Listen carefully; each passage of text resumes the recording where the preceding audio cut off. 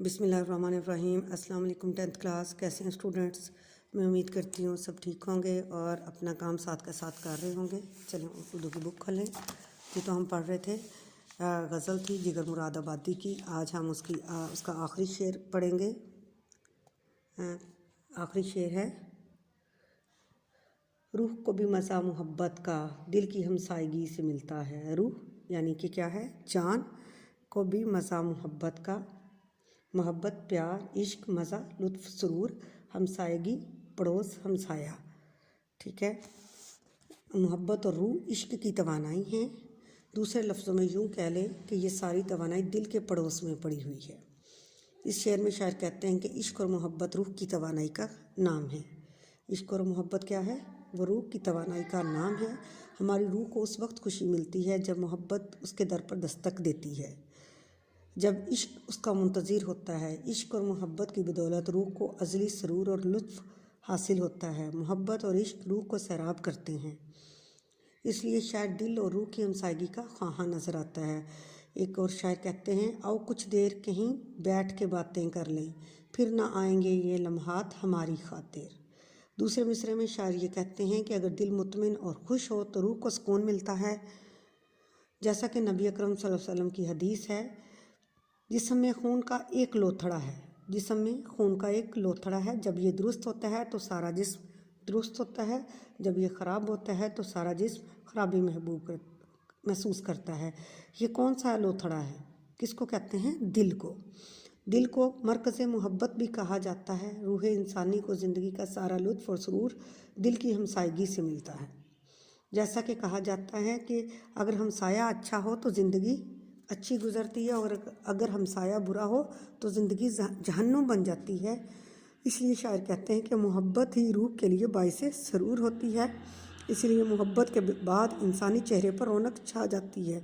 بقول شاعر: دل ٹوٹ بھی جائے تو محبت نہیں مٹتی، اس راہ میں لٹ کر بھی خسارہ نہیں ہوتا۔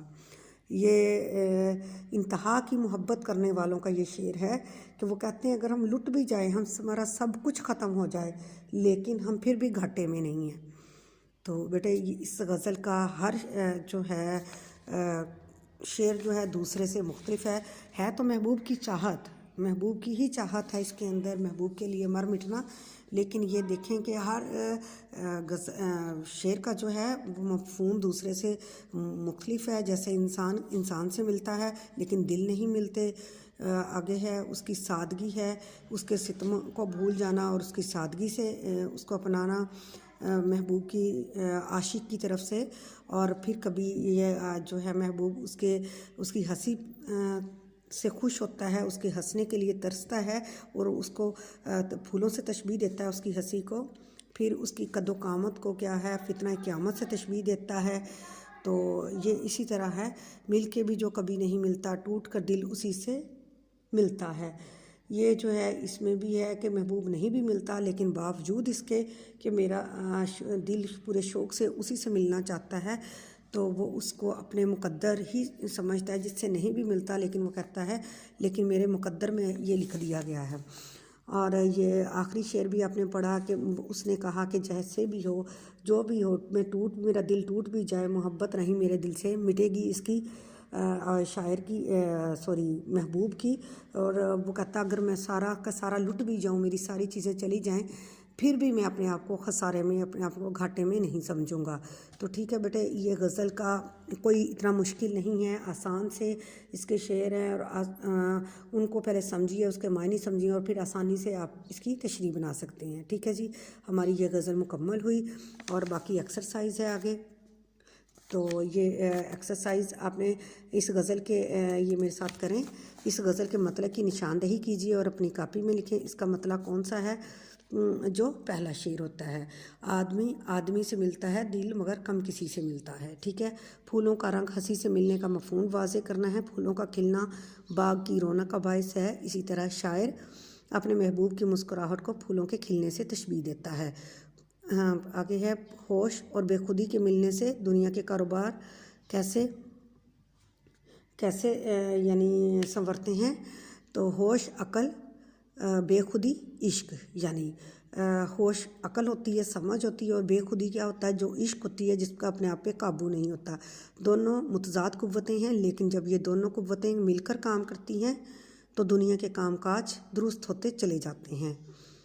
اگلا ہے مطلب میں کس حقیقت کی طرف اشارہ کیا گیا ہے؟ ہم اللہ کو دیکھ نہیں سکتے، مگر اس کی قدرت ہر چیز پر عیاں ہے۔ اس طرح محبوب ہم سے ملتا ہے لیکن ہماری طرف توجہ نہیں دیتا۔ 5ویں شعر میں مل کر نہ ملنے سے کیا مراد ہے؟ مطلب میں اس کی حقیقت کی طرف اشارہ ہے کہ انسان کو خود غرض انسان جو ہے وہ آج خود غرض ہو چکا ہے۔ اگر کسی سے ملاقات کرتا ہے تو اپنے مطلب کے لیے کرتا ہے، خلوص اپنی مطلب کے لیے، خلوص اور محبت ختم ہو چکا ہے۔ انسان ایک دوسرے سے ملتا ضرور ہے مگر اس کا دل بہت کم لوگوں سے ملتا ہے۔ 5واں شعر ہے ہے 5ویں شعر میں مل کر نہ ملنے سے کیا مراد ہے؟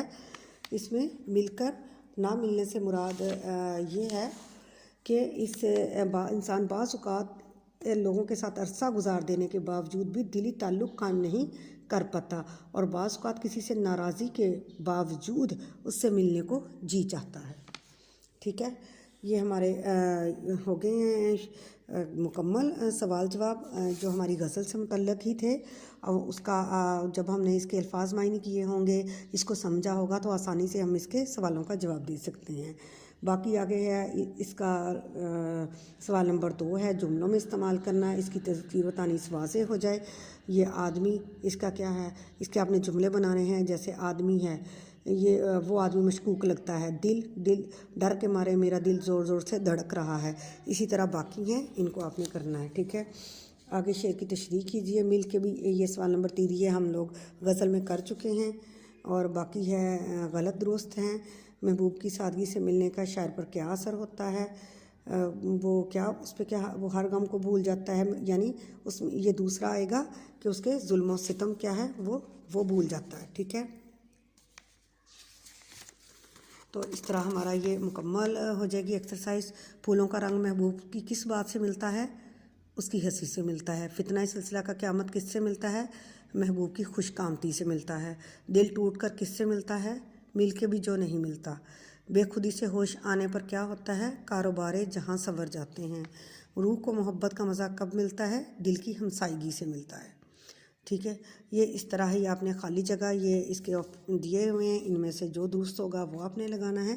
اس طرح ہماری یہ آج غزل مکمل ہوئی، اور انشاءاللہ باقی جو ہمارا سلیبس رہتا ہے ہم اس کی طرف آئیں گے۔ ہمارے 3 مضامین ہیں، اب انشاءاللہ ہم وہ ایک ایک کر کے وہ کریں گے، اور آج ہماری غزل مکمل ہو چکی ہے۔ اوکے جی، اللہ حافظ۔